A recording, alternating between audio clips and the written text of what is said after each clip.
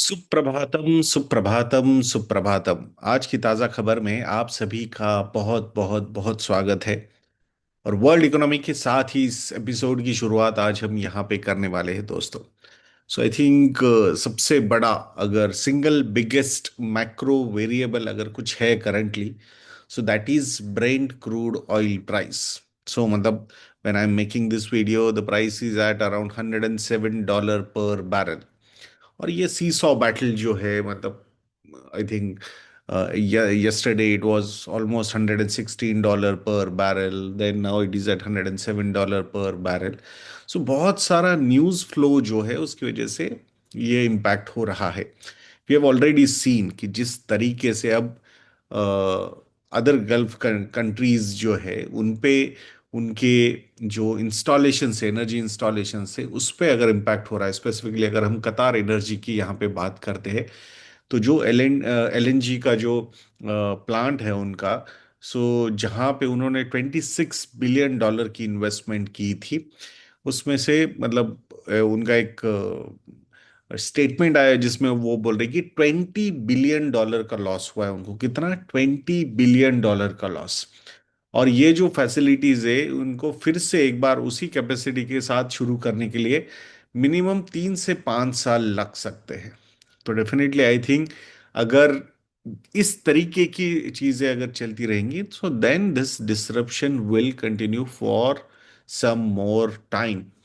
सो ये चीजें हमने मतलब ये जो इम्पैक्ट है, इसका जो एक्चुअल इम्पैक्ट है, ये बहुत ज्यादा बड़ा हो सकता है। एंड उसके साइड इफेक्ट जो है वो काफी ज्यादा प्रोलॉन्ग हो सकते हैं।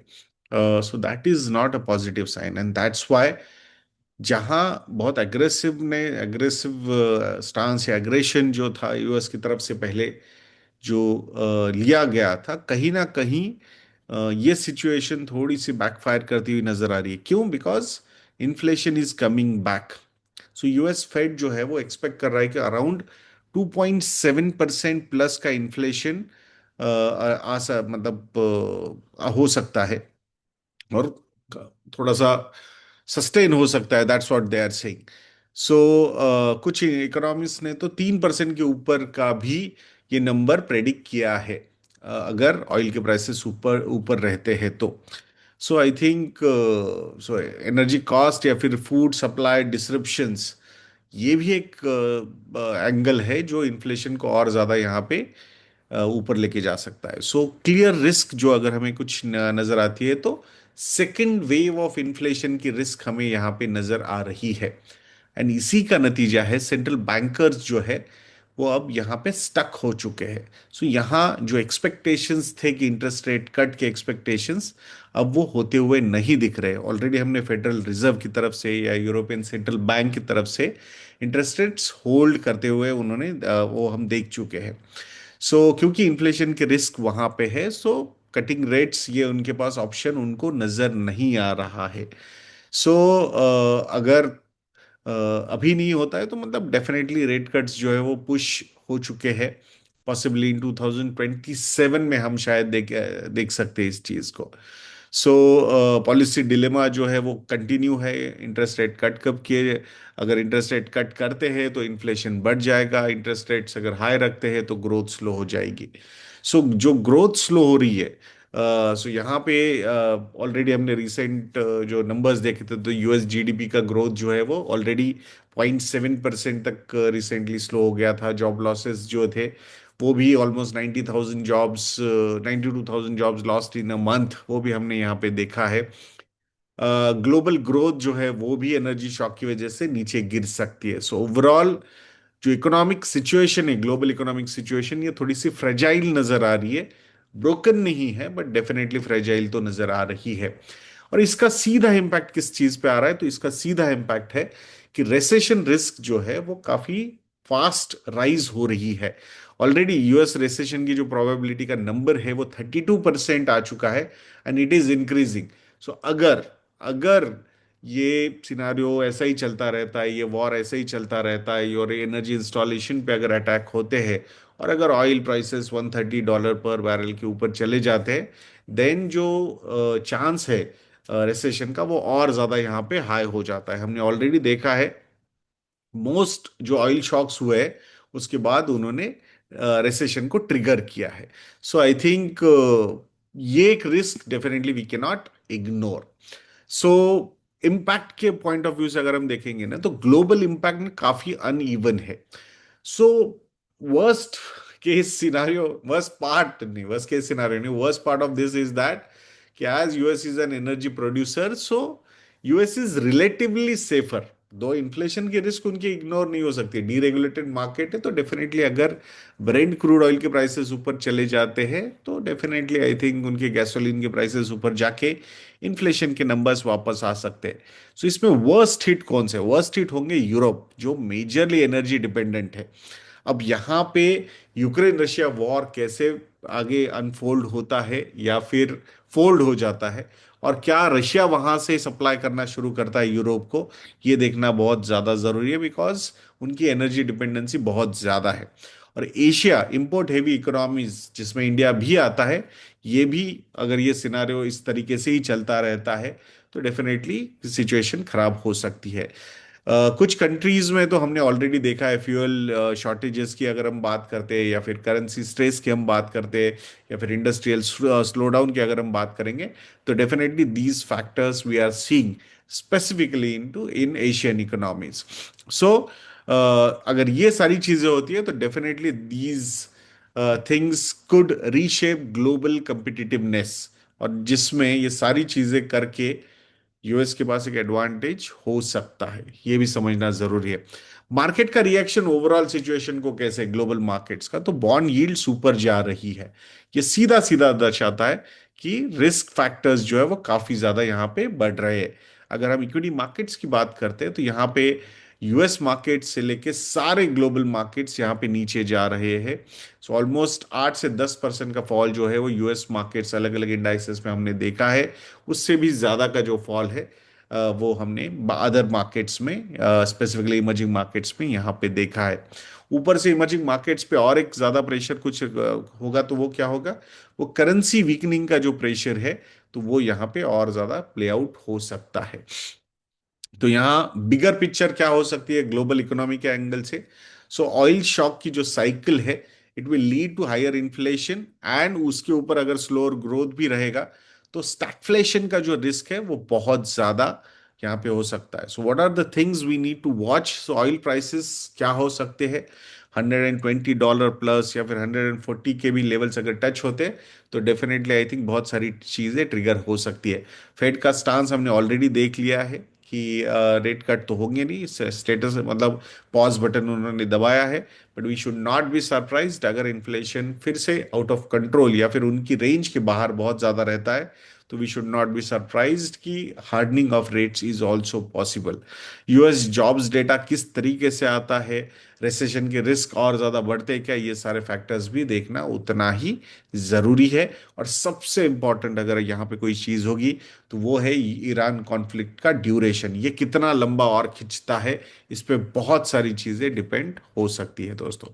अब इंडियन इकोनॉमी पे आते हैं कि भाई हम पे कैसे कैसे क्या क्या इम्पैक्ट है। तो आई थिंक अभी तक तो ब्रेंट क्रूड ऑयल के प्राइसेस का जो इम्पैक्ट है वो हमने पेट्रोल या डीजल प्राइसेस में नहीं देखा है। But from the supply side I think LPG का सप्लाई, स्पेसिफिकली कमर्शियल एलपीजी का सप्लाई काफी ज्यादा डिस्टर्ब हो चुका है। तो उसका इम्पैक्ट हम उसका कैस्केडिंग निगेटिव इम्पैक्ट जो है वो इंडियन इकोनॉमी स्पेंडिंग के साइड से डेफिनेटली हो सकता है, and that we will have to C.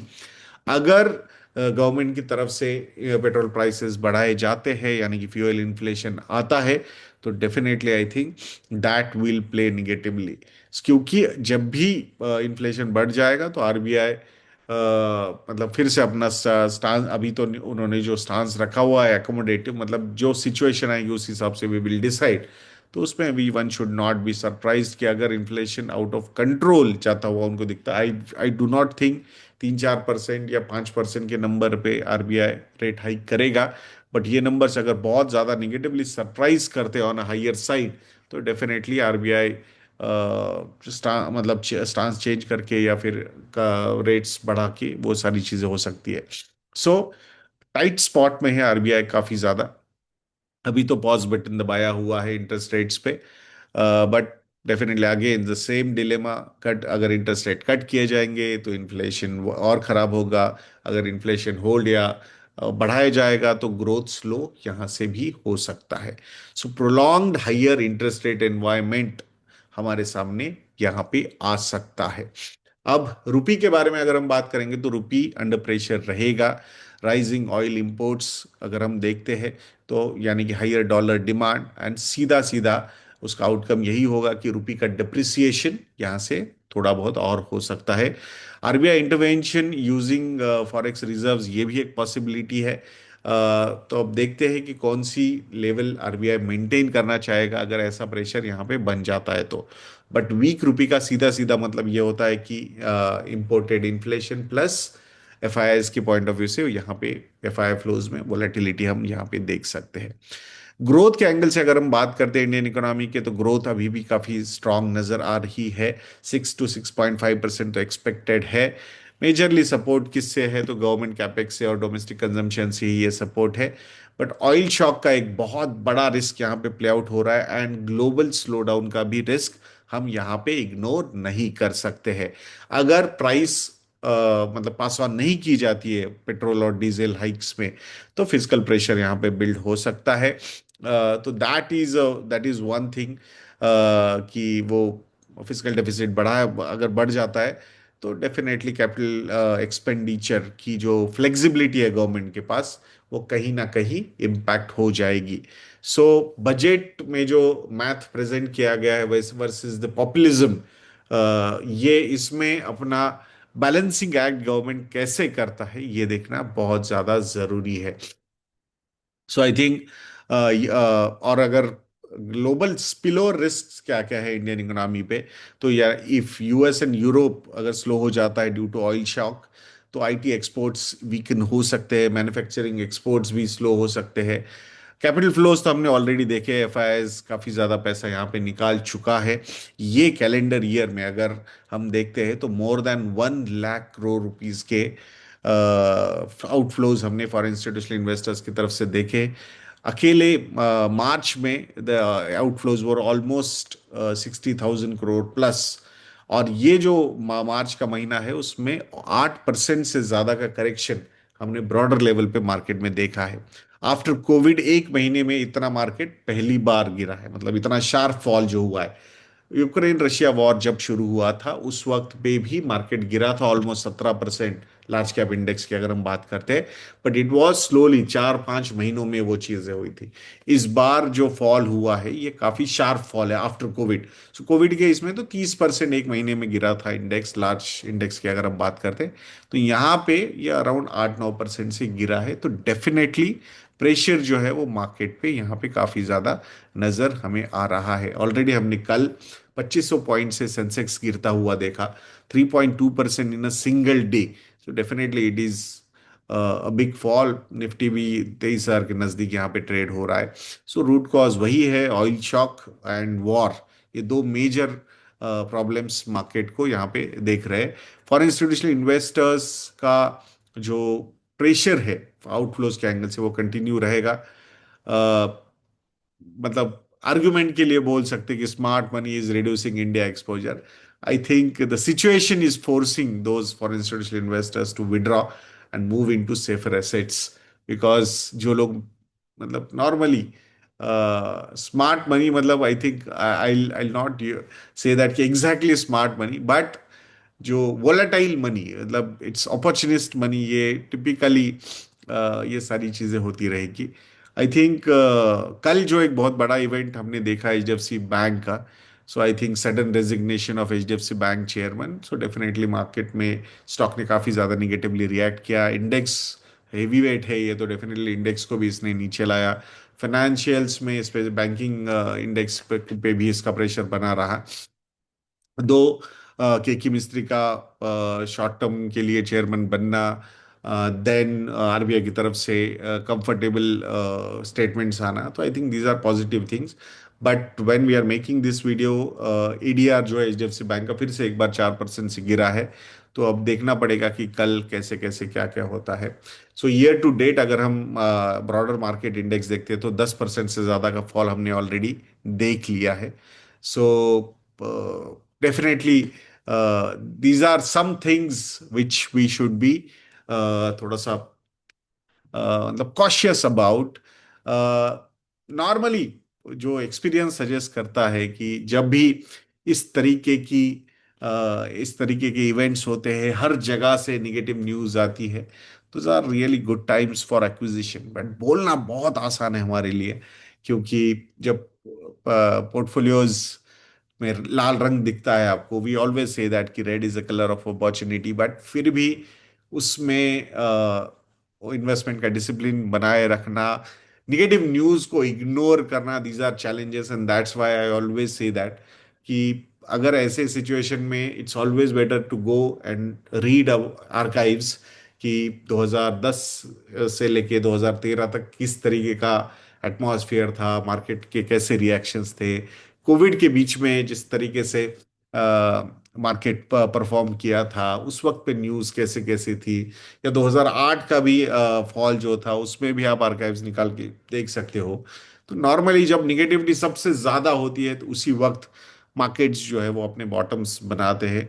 I don't know ये सबसे ज़्यादा निगेटिविटी है या नहीं है, बट डेफिनेटली उसके आगे के आगे और थोड़ा बहुत आजू बाजू वाला जो फेज है, उस फेज में जिन जिन लोगों ने इन्वेस्टेड रहे हैं या फिर अपने एक्विजिशंस एसआईपी के वे थ्रू चलते रहे हैं जिनके, they have done well over the longer horizon.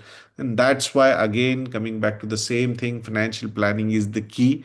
Please follow your financial plans. Allocations आपके financial goals के हिसाब से, आपके risk profile के हिसाब से ही होनी चाहिए। अगर वो आप कंटिन्यू करोगे तो nobody can stop you from achieving your financial freedom. So financial freedom से ये याद आया दोस्तों कि मुंबई में हम 28 मार्च को how to achieve financial freedom इस पे एक सेशन कंडक्ट कर रहे हैं। तो if you want to join that session, तो उसकी जो लिंक है, सेशन की लिंक, वो मैंने डिस्क्रिप्शन बॉक्स और कमेंट सेक्शन में पिन की हुई है। आशा करूंगा आप ज़रूर हमें मिलेंगे ऑन 28 मार्च सुबह 10 बजे। ये सेशन रहेगा 10 से 2 बजे तक, सोफा 10 से 1:30 बजे तक, एंड फॉलोड बाय लंच। तो काफ़ी अच्छा डिस्कशन होगा। डेफिनेटली मार्केट पे भी हम बहुत ज़्यादा बातें करने वाले हैं, यस, करंट सिनारियोज पे। तो we are looking forward to meet you people there in Mumbai on 28 March. तो ऐसे वीडियोस के लिए चैनल पे बने रहिए दोस्तों। वीडियो को लाइक करना, शेयर करना और चैनल को सब्सक्राइब करना बिल्कुल मत भूलना। नेक्स्ट वीडियो में मिलते हैं। जय हिंद।